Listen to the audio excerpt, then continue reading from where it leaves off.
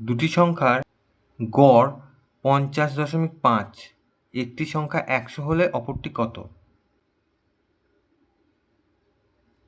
তাহলে সংখ্যা দুটির গড় বলেছে 50.5, তাহলে সমষ্টি বার করি।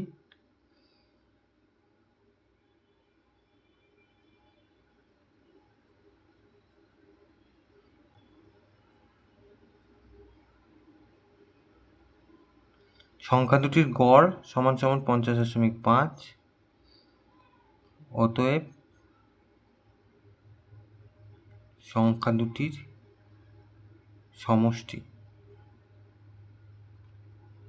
গড়কে যদি সংখ্যা দিয়ে গুণ করা হয় তাহলে সমষ্টি পাওয়া যায়।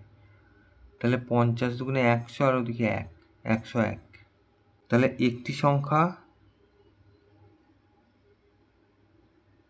দেওয়া ছিল 100, তাহলে অতএব অপর সংখ্যা কত হবে?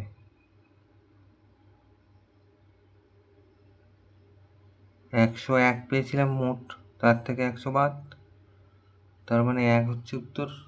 কত ছোট অঙ্ক, তাড়াতাড়ি হয়ে গেল। এটা উত্তর।